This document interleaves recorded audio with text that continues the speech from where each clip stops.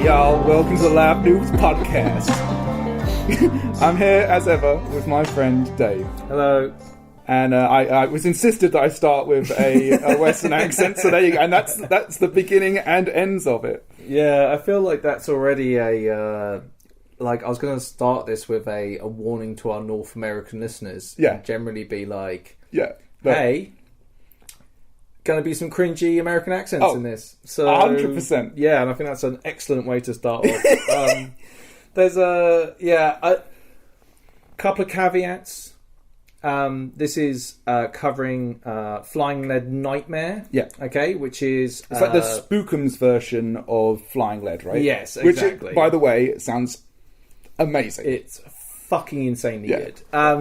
So, two things. Firstly, you can go back and listen to our first episode that we did on Flying Lead, which is episode 76. Look at you actually having the numbers of episodes. Yeah, I'm not getting caught out by that again. Wow. So you can actually go and listen to that, and I would highly recommend it because there'll be lots of spoilers and kind of setup for that. Yeah. I will try and give you as much information as I can, but I'd highly recommend going back and listening. Yeah, I think for context, especially, it was a big characterful session. Yes, for what's happening here, and I think actually there's truth to that with a lot of our kind of things. Obviously, if you're doing Northern Kingdoms, it's probably wise to go back and listen to the previous episodes of that as well. So. There is a continuous story that you're on because you are obviously playing a character out, right? Yeah. Secondly, a religious warning. If you are religiously inclined, I'm talking about Christians mainly here, and you have issues with people role-playing Christian values or demons or angels, this is not for you. There will be other episodes that you will enjoy, but if you are the sort of person that might be quite offended by that sort of stuff, definitely give this one a skip, basically. Right. So, man, Flying Lead. Holy fuck, right? So... I brought back my character, Hennessy Jones, the baddest son of a bitch in the West. Amazing. Deliberately trying to be a mean son of a bitch. Yeah. That was my whole MO going into the last event.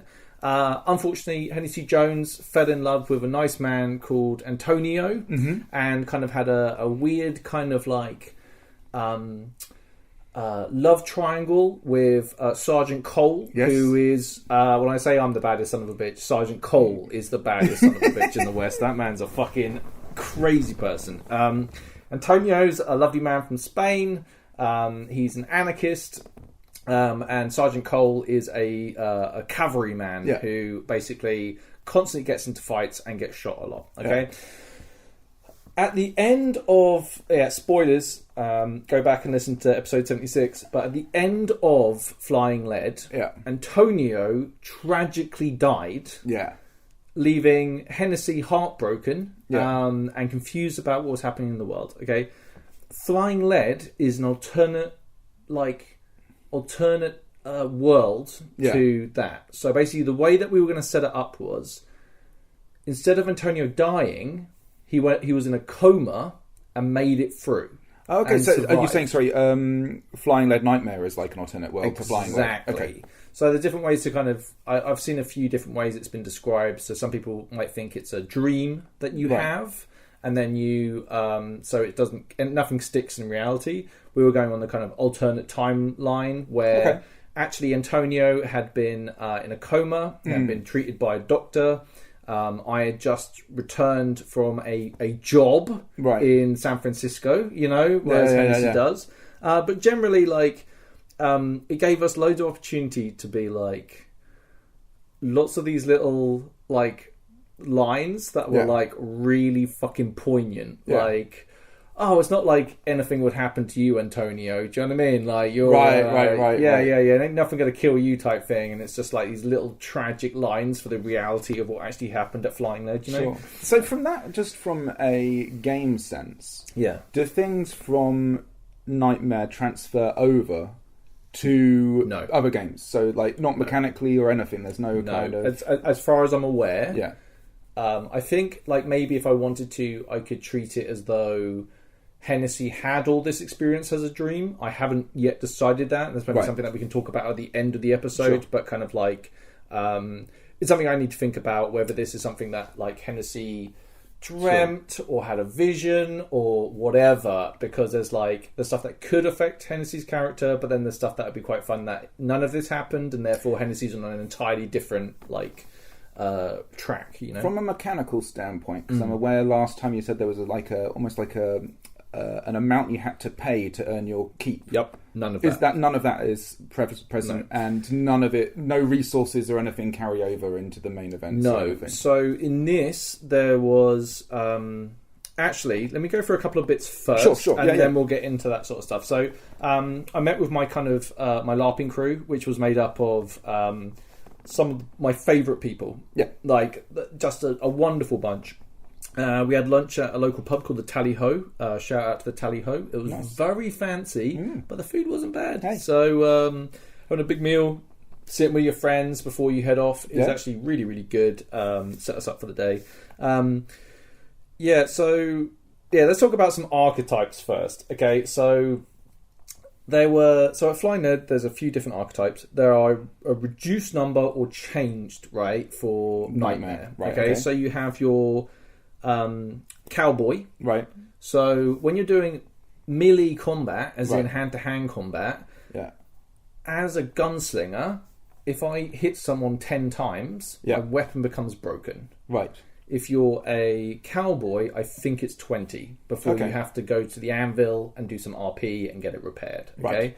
Right. I'm a gunslinger, and therefore there's like a headshot thing where if you hold your gun towards someone for a certain amount of time and then pull the trigger, that's a headshot. Right. Gunslingers get 3 seconds instead of 6. I think that's how it works. Honestly, not hugely relevant at any point. Like maybe once or twice with this one guy, but we'll talk about that. But like the charlatan. Yeah. The charlatan is a character that is obviously like full of shit, right? But they are also people that can do seances. Okay. So like Nick played a great character called Mordecai Black, and his whole thing was like he is a charlatan, but then he's like, oh my god, it actually worked, right? Like it's actually all real. Oh my god, it's real. Yeah. Jesus Christ, why is no one panicking? This is real, right? Whoopi Goldberg from Ghost, basically. Whoopi Goldberg from Ghost. Yeah. Great reference. And then finally, you have priests. Right. And priests can do exorcisms. Okay. Again, of these, 4 archetypes, the variety of different characters that were in this small town were amazing. I went on with the character names were Mordecai Black, who was the charlatan, Eve, who was the gunslinger, Marshall Whitaker, who was another gunslinger, I think. Nora, I think she was a gunslinger, but like Marshall, I'll talk about the characters. Marshall Whitaker is a marshal, okay? Like they law enforcement, federal level, not local. They're federal. Do you know what I mean? Like there's a couple of jokes about kind of like, hey, you seem like a guy I saw on a poster type thing, and I'm like, oh, Marshall, that must have been a mistake. There's lots of guys that look like me. Do you know what I mean? Like that sort of vibe. Nora, who's like just a hustler, basically. Like I will like just hustling people for money, like very manipulative, like street urchin vibes. Nice. Tobias Todd Morden, Jr. Right. Which we decided that we would call him Taffy as a nickname. This is Callum. Okay, Taffy is Callum. Okay, and he played like this ludicrous Southern gentleman who his family were the famous taffy makers. Okay, and he was basically out there like doing his thing and just generally Calluming the fuck up and being extremely extra, and it was fucking amazing. Ali was there, who played like an undertaker, so he had a big top hat and was very like thing. Tom came along. Unfortunately, Tom was sick pretty much all day Saturday. Oh, dude, that sucks. So he didn't really get to enjoy. Well, I don't know how much of an event he got to see, but he was in and out of his tent, but he looked terrible. Also, the wonderful William Dyer, who I said like, oh, I met this guy on the train, and we were kind of like, just to kind of come into the town. I was like, I'll show you around type thing, and he came with me, and we walked around a bit, and I was kind of introducing him to people and showing him around.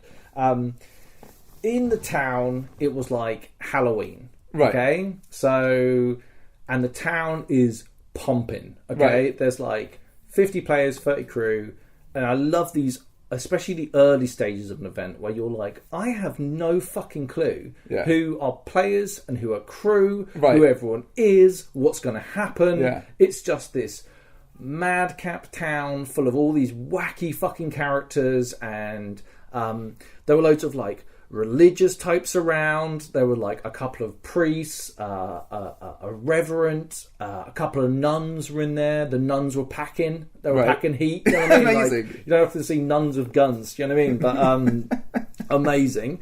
And like all these people like running around. Anyway, so I'm like showing William around like the kind of mean streets of I think it's Goodwill.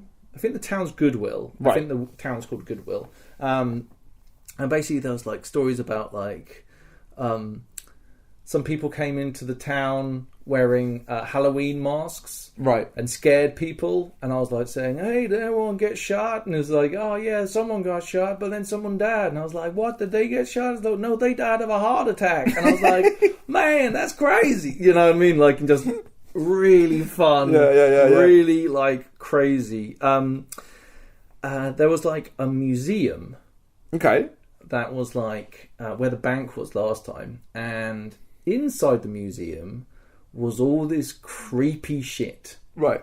Like, arcane shit, like monkey's paws, all kinds of crazy stuff. The vibe, like ancient Egyptian shit. You know what I mean? Just all the hooby dooby gb gibs, like amazing, very Lovecraftian, like great. Don't fuck with whatever, and it was all like kind of fun, like having all that. One guy called Nathan Boone, he was a miner. He had himself a pickaxe and was in town, and he kept going, "Why does everyone keep asking whether I've got a gun or not? Do I need a gun?" And it's just like, it's like, this sort of town, probably best you have a gun, Like, oh fuck, I didn't even talk about my kit. Oh, dude. Okay, I'm now the proud owner of 2 pistols. Oh yes. I was so excited for you, dude. I ordered holsters. Okay, I looked around in the UK for holsters. Okay, and I kept on finding like bland ones or insanely expensive ones. And then it dawned on me, if you're gonna buy gun accessories, there's only one place in the world. There's one place in the world that you got to go to, and that is the United States of America. So I looked on Etsy and I found genuine, like Texas leather crafting, really cheap. Like literally, I got both holsters that were exquisitely made. For the price of one kind of like one in the UK. So literally messaged the guy. I think this is like, it's only not that long. It's like 2 or 3 weeks before the event. Messaged them. He was like, "I'll get that shipped off for the end of the week." So I got myself like double holsters. I had it was raining, so I bought myself a nice long jacket. And I felt amazing. I was wearing my normal suit. I had to borrow a cravat off Ellie because I couldn't find my little drawstring thing that goes around my neck. But I felt amazing in my suit, the hat, and I was like dark, and like my silhouette was just Hennessy Jones. Do you know what I mean? Like absolutely a badass, right? Just a mean son of a bitch. Do you know what I mean? Like just looking at my shadow being cast on the ground was like enough for me to be like, that's who the fuck I am. I'm like your worst fucking nightmare. You know what I mean? Like I'm nice, but you wouldn't want to fuck with me, right? You're a black hat. Right? I'm a black cat. Yeah. Like I'm the guy that laughs about a guy dying of a heart attack in town, right? Like that's just a mean son of a bitch. So I'm walking around, I'm going to the tavern, I'm meeting all these interesting folks, and then they have a church building, okay? And the church, I'll describe it because it's like quite an important location, is like, think about it like there's a canopy over the roof, and then there's like chest high walls going all the way around, but the rest of it's open, right? So it's like an open air thing but with a roof on it. Okay. And there's like pews lined up and like an altar at the front. Okay. Yeah And they have this fucking seance. Okay. And I'm being Hennessy about it, so I'm laughing and being like, oh, these cons, like, it's a good show, but it's all it is, right? It's not real, right? And they have strings attached to stuff on the table, which zoops up and down, during it, and everyone's freaking out. And Antonio was taking part in this, okay? Right. And like, I only saw like the back end of it, but it was really fun watching everyone like freak out about it and be like this. And I was just like, Antonio came out and was like, oh my god, that was terrible or whatever, it was really scary. And I'm just like, I'm laughing at him being like, oh, Antonio, this is just like a stage trick, they do this to everyone, like it's just a bit of theatre, like man, they really got you, look how scared you were, type thing. And he's like, this isn't funny and all this stuff like this, and I'm like laughing and having a good time. They were like, I think that's where the golden skulls were introduced. Right. Okay? So there was a golden skull in the room, in the church, and golden skulls will come up again. Okay, but like golden skulls are like the kind of manifestation of evil or whatever. We'll get to kind of what happens with them later. But so then one of the people I met when I was out there were a couple of investigators looking for a 7-year-old girl. Okay. And this 7-year-old girl had killed 17 children. What? Okay. Right. Okay. Yeah. And I was just like, what, 17? Like, that's a big number for a 7-year-old, right? That's a big number for any age, but a 7-year-old. And it was like this idea that there was like shenanigans with this little girl and like devil worship and all this stuff, right? So all these little paranoia seeds are starting to be set into the town. Thing. Yeah. And I met the lovely Dr. Mac Vanderboon, who was the doctor that looked after Antonio. Dr. Mac is an amazing character, and it was like a lot of kind of like me talking to Dr. Mac, Antonio, and Sergeant Cole around the back of the church, and just kind of had like really good kind of just RP together, where we were just kind of like shooting the shit, and we were talking about like whether there's a god or not. And Hennessy's like, listen, there's only like there's people that have guns and people that don't, okay? Right. Like, no one's fucking judging us. Like, if you pull a gun on me, I'm killing you, right? Like, that's just how it is, right? Yeah. Like, it's dog eat dog out there. That's how the world is. And Antonio didn't like that very much. But I was like saying like basically like, Antonio and Sergeant Cole here, they're like an angel and devil sitting on my shoulder. You know what I mean? Like this idea that they kind of represent the duality of man generally, right? But like especially of Hennessy, right? Like Sergeant Cole is this just a crazy son of a bitch who like is complete id, like just like, and then Antonio is extremely caring and responsible and all this stuff. Empathetic, right? And basically like Antonio and Hennessy were talking, and it was just like we're talking about like we're going back to the other town and like having a homestead or a place that we can live and kind of all this stuff. And it was like really like sweet how it was like this kind of idea that Hennessy and Antonio were going to kind of settle down and live a life together that was going to be a good life, right? It was like, and Hennessy had changed a lot. He was like totally like up for this version of what the future would be, right? Like this idea of Hennessy maybe potentially giving up his bad ways and kind of like just living a better life, like leaving his past behind him. There was a guy there who had just bought a gun. He had spent the last of his dollars on a gun. Okay. And we were joking about being like, how long do you reckon that guy's going to live for? And we were taking on bets on when he would die. Right. And it was just like, I was like, I reckon he'll be dead by 8 o'clock tomorrow. And like, Sergeant Cole said, I think he said 6. And then Antonio bet like 10. And it was all like, yeah, we just think this guy's going to die. And then behind the church, this gun goes off. And he comes out like, what? Huh? I can't hear anything. No, I got deafened by my gun. And he kept this, like, guy who got deafened by his gun up, like, hilarious timing all the way through it. He was amazing. Like, just amazing. Like, really fun character. Right. Really, like, he just kept on yelling or doing that classic thing where you say something to him and he mishears it and then repeats back to you a different line. Just amazing. Fucking top drawer, man. Like, really funny. Right. So, I'm meeting all these different people, and then after this, they're like, I'm telling Antonio that they are charlatans, okay, right. And there's nothing real about it, you don't need to worry. And then they do a tarot reading, okay? So they bring up Killian Byrne, who is this Irish prisoner, and it is like a little on the nose to have a drunk Irish prisoner, but that's the way it is. Apologies, Island. He's chained. He's laughing. This guy's like solid into his RP. Like people didn't even know he wasn't Irish, right? Like really solid into it. And they decide that they're going to use this guy to do... Oh, that's not even the first thing that happened, actually. There was... First of all, they did the tarot reading. Right. Okay? And there's a bunch of kind of these kind of like people doing this little show, and they start drawing out these cards, and I'm watching it, and like the first one comes out, it's like death, and then it's judgment, and then judgment, and I'm laughing. I'm like, those cards are good. You'll be hanging by your neck in no time, type thing. Like, and then they were like, no, that's not right. There's not even that many judgments in the deck, right? So they do it again. The devil shows up. Judgment upon demon and devil and death and crossroads and all these really like dark heavy cards, right? The ones you don't want to be drawing out, right? And it was just like they were trying to be like, well, death doesn't always mean like death, it means a change or whatever. And I was like, I think judgment and death probably mean like death, right? And we're laughing, and they were saying like, oh, someone's fixed our deck, and they were like freaking out, and everything was like kind of kicking off.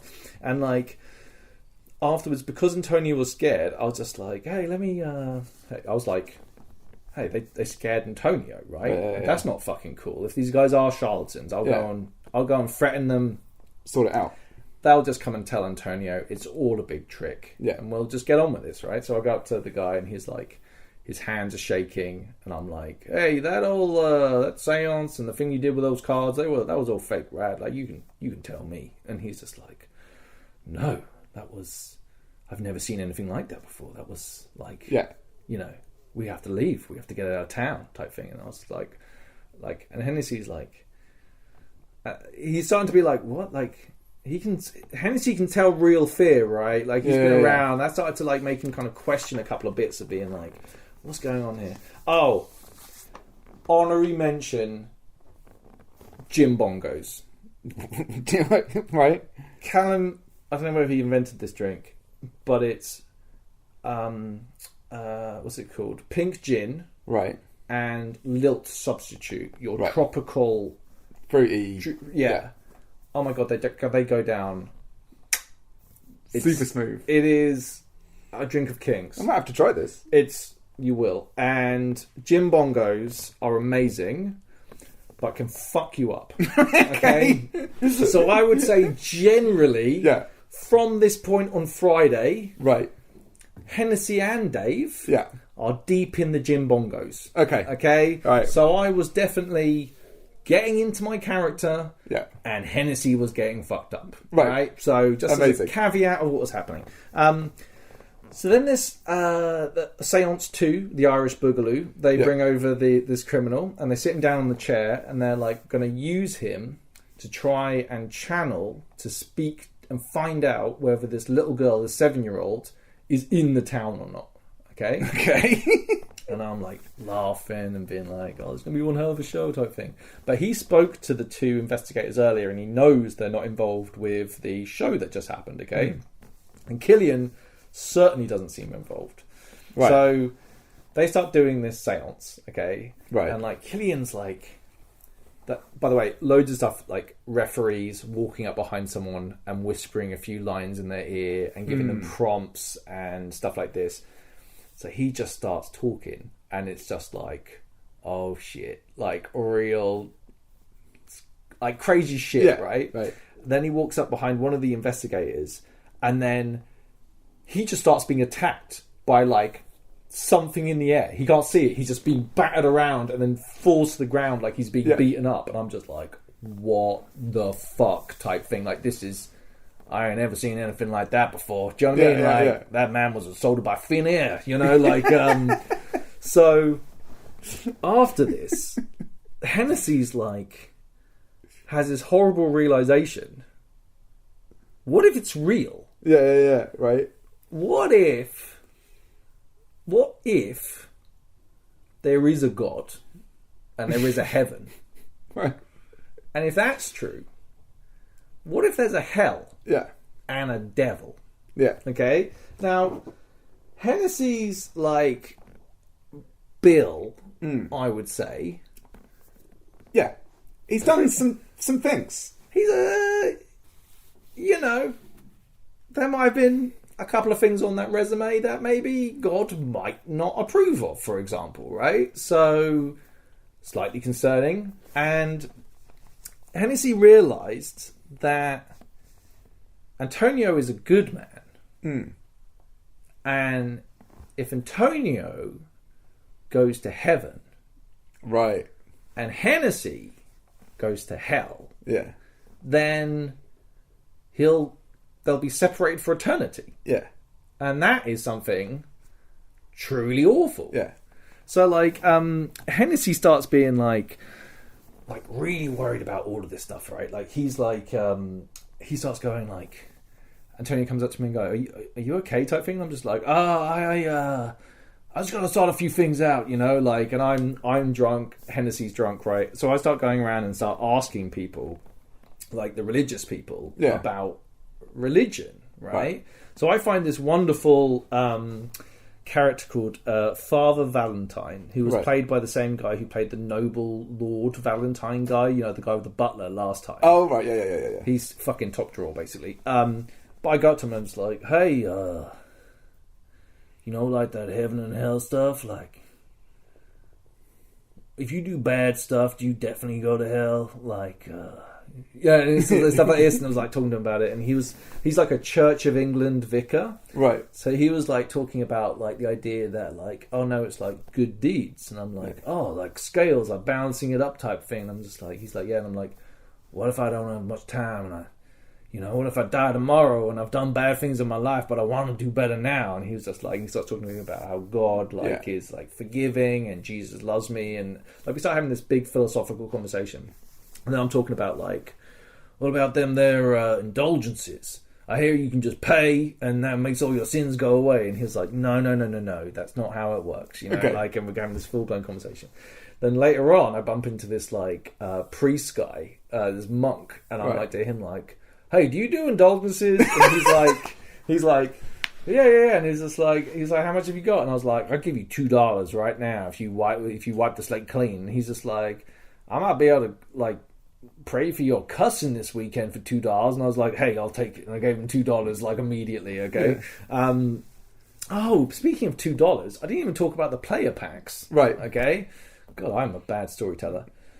Before the event, we all go to the God tent, and pay our the remainder of our bill on the actual event itself, and then we have to randomly pick an envelope in this big. Oh, interesting! You randomly pick. Yes, which is good. So I had a big old think about it and let like my because I can be pretty lucky with this sort of stuff, so I can let my nose guide me. And I picked one out, and we left the camp, the tent, and the hut, and I opened it up. And it just so happened that there was a lady who had actually helped prep the things, and was like, oh, you got a really good one. So what you get is you get two types of raffle ticket type looking things, okay? Right. One of them that are blank on the back are your amount of bullets, okay? I got like 20 something bullets, okay? Oh, wow, like 20-ish. Yeah. So I was like, sweet, I can load both guns, I'll have like a reload left, feeling pretty positive about it.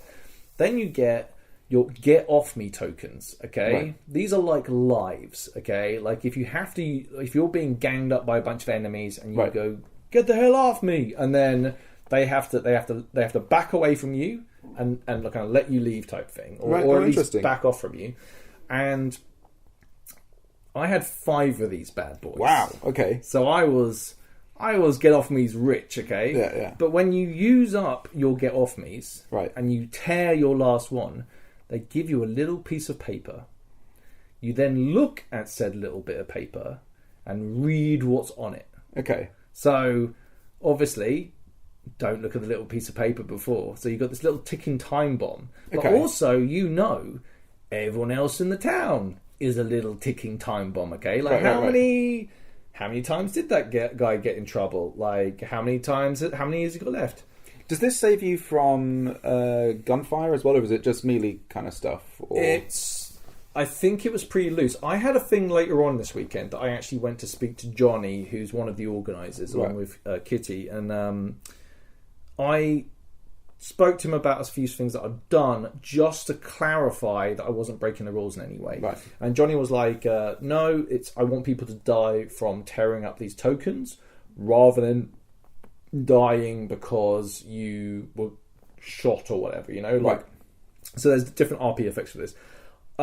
Dear listener, I did my best. I don't know. I'm still kind of thinking it over. I'm pretty sure even if I had tore up... spoilers. Right. Spoilers. But I think like the whole vibe of the thing is very much like that kind of Western cinematic combat style, right? So it's like mechanically it's much more RP based, right? Absolutely. If you get shot, you get shot, but there are medics. You can get if you're not going to get... Exactly. If you're going to get shot in the shoulder, you get shot in the shoulder and it's no biggie, right? Like, you can recover from that and move on and like get a doctor to look at you, give the doctor some RP.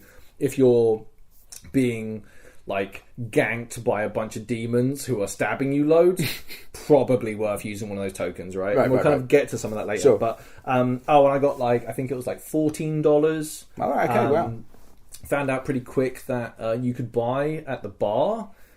For $10, you could buy 6 bullets. Okay. So this is kind of important. So I knew, hey, I have enough money to buy an extra 6 shots. I already used 2 on some indulgences, which I felt was pretty prudent by Hennessy to kind of ring fence his soul. But Callum, old Taffy, right, his pack was absolute fucking garbage. Okay. I think he got 4 to 6 shots. He had 3 get off me's. Couple of dollars, it was absolute shit, absolute garbage, and I lauded this over him as a good friendship and found it fucking hilarious that he was like, how many did you get? I'm like 5, and he's just like, oh, I got 3, and it was just really, really good. Later on in the evening, I talked to the Father Valentine again, and he's talking about how I paid for some indulgences and he wasn't happy about that. But generally, Hennessy was like, hey, I just need to be not a bad person. Right. Going forward, I'll probably be fine. I'm not going to die tomorrow or anything, am I? Right? Okay. Sergeant Cole had a punch up with the mayor. I don't know why Sergeant Cole didn't like the mayor, but he broke that guy's jaw and nose multiple times over the weekend. He beat this poor mayor constantly. Right. It was always I look up and it's just the mayor on the floor with Sergeant Cole just pummeling him in the face type thing. It was Jesus. They're shouldn't somebody stop him and be like, no, Sergeant Cole will run out of steam pretty soon. Well, hopefully. You know what I mean? Piston arm just going... Yeah, just busting his face in, And this poor mayor had to take it. There was a guy giving away sweets if you could pop 3 balloons. And they had darts, and they were throwing darts and giving away bags of sweets. Now, Nora managed to pick up one of these bags of sweets and was going around selling people sweets for $1. Okay? If I tried selling people a sweet for $1, people would tell me to go fuck myself. Yeah. But Nora ended up with $25 fucking dollars. Okay? Holy shit. Ridiculous. Absolutely ridiculous. But and then I see Nora and I'm like, hey, what's going on, Nora? And she's like, I'm just gonna buy this magical tonic of this man here, it's a cure-all, it will solve everything. And I'm just like, what was that, goddamn snake oil? And he's like, oh no, it's like got the tears of an angel in it, you know, it's like really good stuff. And I'm like, hey, why don't you get the fuck out of here? You know what I mean? He's just like, I make this guy like scamper off, you know what I mean? Amazing. Like, really good. I really appreciate the fact is that somebody, like, I'm not a badass, okay? Right. But it's nice that people are at least roll into it, right? Role playing that Hennessy is a badass. I don't know how, like, I have no idea how I come across as my character. Yeah. It's a fine line because you don't want to be the guy that is actually an arsehole. Yes. You want to give that kind of, like, wink to the fourth wall, but, like, have fun with being a I think it's an interesting, it's like a give and a take, right? That, like, you will allow yourself to be intimidated, right? At certain points, and it's like there's also what sort of character are you? Yeah. So, like, what's your fight and flight response and all that kind of stuff. Exactly. And there's some stuff coming up like that I have conflict with some players, and it was so good because you get to be at a point where you're like, this other player is like, oh, we're gonna bang, like we're gonna have a proper argument, and both players are totally up for the idea. Do you know what I mean? Like, really, really good to like when you do that. But, like, I would never do that to a player, or even if I got the idea that a character and the player were blurring at all, I would totally ease up or put my hand up and be like, hey, just a fucking welfare check. Are we good? Like, I'm playing a character. Are you good with this? Oh, by the way, EYELarp, their safety briefing is... And just generally EYELarp, how they approach every aspect of the game is incredibly good. Like, Johnny did like a safety briefing at the start. Obviously, we're using blank firing weapons. They're side and top venting. But obviously, they're dangerous, right? Like, and you have to be careful. But there were a whole bunch of other stuff to do with how we interact with each other as players. Heavily letting people know, if you're having a problem, just stick your hand up. Like, it doesn't... You're not breaking immersion. If you have an OC issue, just let people know, right? Like, and it's... I love this... That whole brief, I think, is one of the... It's obviously something that they've tweaked and done over the years, but it's a work of art. It's a very well done brief. We actually have an EYELarp episode, don't we, when you spoke to them? Yeah, I want to speak to... obviously, I didn't write down that episode because I'm an idiot. But do check it out, listeners. I think that was quite an interesting glimpse into the mindset of how they kind of put together these types of events in general and the ethos that goes behind it. Yeah, and it is an ethos, right? Like, it's something that they're both experienced LARPers, but they also... It's their approach to the game, and it's like... EYELarp games are wildly successful at this stage. Okay, they're doing really, really well, and I have to say that they massively deserve it. They it creates like there's something special happening in those woods every single time I've been down to that, even just as a location. They're anyway, I'll stop waffling. No, it sounds amazing. I do want to do one at some point. I do have to do something. I highly recommend it. Getting a ticket, on the other hand, which we'll get to, is an issue. Later on that night, I bump into a nice man called John Smith, who is a beaver hunter. Okay, and he's got like a beaver pelt over his thing. Amazing. And he's constantly talking about beavers and how large beavers grow in this area, and how he's tracking, all of that. Amazing. Really funny.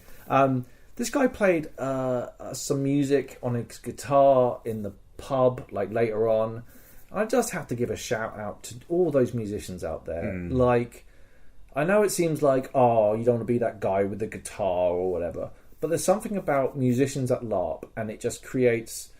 Like, I get lost in those little songs, man. It adds so much to the ambience and the vibe. Having, even if it's just like almost like a soundtrack to what's going on, right, in the movie of your mind, right? Yeah. And then you can have moments where you just watch the vista that is LARP, and just really indulge yourself in the cinematic experience of what's going on when it's tied to music, or just the music itself. It's fantastic. I really love everything that the musicians and storytellers, for that point, bring in these kind of situations. It's amazing, the theatre of it.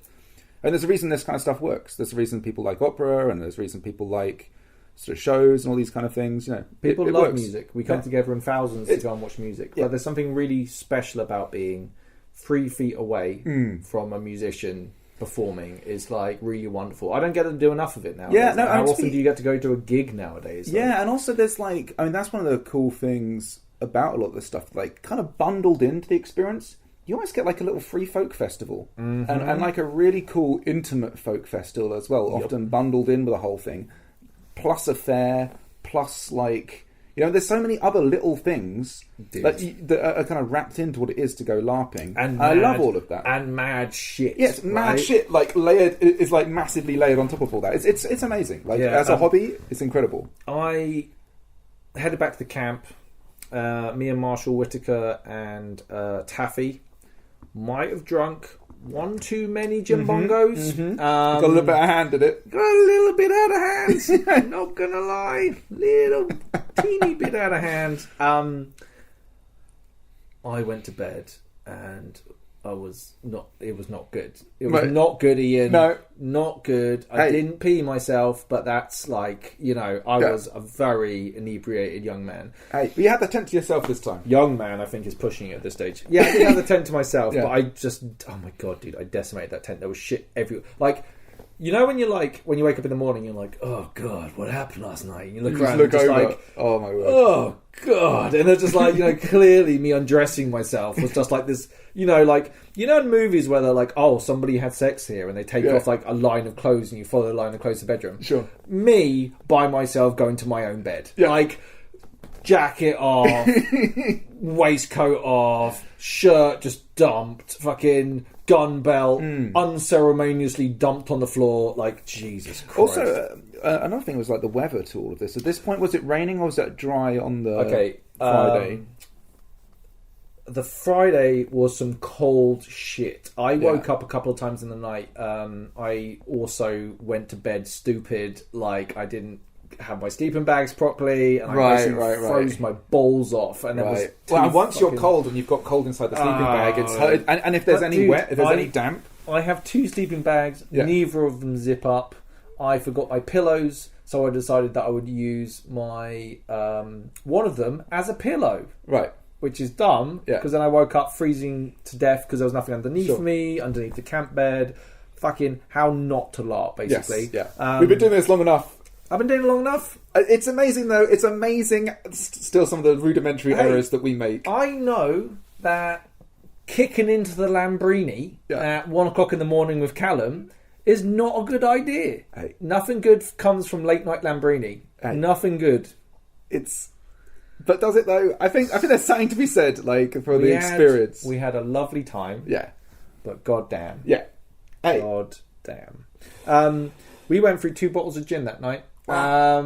We did share around. Wow. We are generous drinkers, but like definitely that'll do you. I woke up in the morning like, oh Jesus, I have a very intensive LARP heading towards me, and it's like they were like, it will probably be finished by 10 o'clock on Saturday. Oh, interesting. So no Sunday. And we're like, what the fuck do you mean by wrap up by 10 o'clock? Right. What the fuck do you mean by that? Do you know what I mean? Like, interesting. So going into this weekend, I was very much on the school of like, I don't want to die early, right? I don't want to be knocked out the game. They had mechanisms for not being knocked out the game, so everyone got to enjoy themselves. But like, things start to ramp up over the weekend. I think we'll take a breaky break here before. I'm excited, guys. Imagine the toboggan at the top of the slope. Yeah. And there's little Hennessy Jones teetering backwards and forwards, and we're about to just tilt over that edge and go slaloming down that giant cliff of terror. Yeah. Outrageously good. We'll be back very soon.